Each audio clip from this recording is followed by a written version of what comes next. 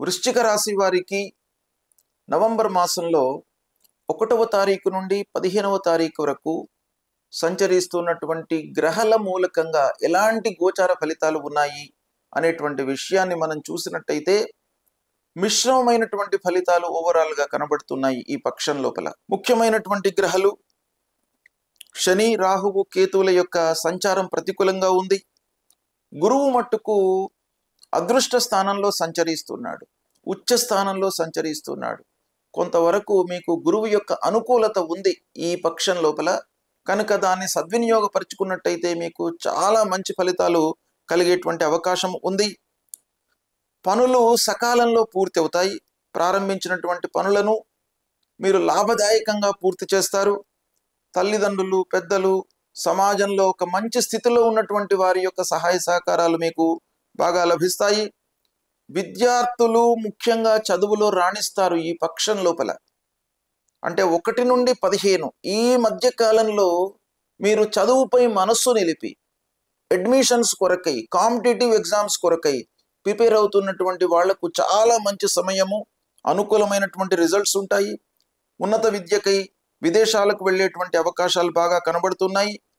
ఇక వ్యాపారస్తులకు చేతిలో ఉన్నటువంటి వ్యాపారం నిరాటంకంగా కొనసాగుతుంది.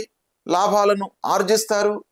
కొత్త వ్యాపారం ప్రారంభించే ఆలోచన కూడాను ఒక పక్కన చేస్తారు. అయితే ఆర్థికపరమైనటువంటి అడ్డంకుల మూలకంగా కొత్త వ్యాపారం వాయిదా పడేటువంటి అవకాశం ఉంది. ఇక ఉద్యోగ ప్రయత్నాలు ఫలిస్తాయి. వాతావరణము అనుకూలంగా ఉండడం మూలకంగా వ్యవసాయదారులకు కూడాను సంతృప్తికరమైనటువంటి పంటలు వచ్చేటువంటి అవకాశాలు కనబడుతున్నాయి. పారిశ్రామికవేత్తలకు కూడాను అనుకూలంగా ఉంది. భార్య పిల్లలతో సంతోషంగా ఉంటారు. సాహితీవేత్తలకు, కళాకారులకు అనుకూలమైనటువంటి పక్షం. ఇక ఉద్యోగస్తులకు ఆఫీసులో మట్టుకు పనిభారం పెరుగుతుంది. పనిభారం పెరిగింది అనేటువంటి నిర్లక్ష్యానికి గురి కాకుండా మీరు దాన్ని సంతోషంగా స్వీకరించినట్టయితే మీరు చాలా అద్భుతమైనటువంటి ఫలితాలను పొందేటువంటి అవకాశం ఒక పక్కన కనబడుతుంది. ఓవరాల్గా ఈ పక్షంలో ఆరోగ్యాన్ని నిర్లక్ష్యం చేయకూడదు.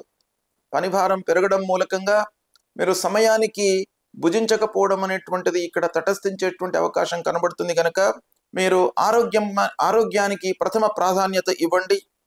ఇక బంధువులతో వైషమ్యాలు మీకు తలెత్తేటువంటి అవకాశాలు ఉన్నాయి. కనుక దూరంగా ఉండడము, అనవసరమైనటువంటి విషయాల్లో తలదూర్చకుండా ఉండడం చాలా అవసరము.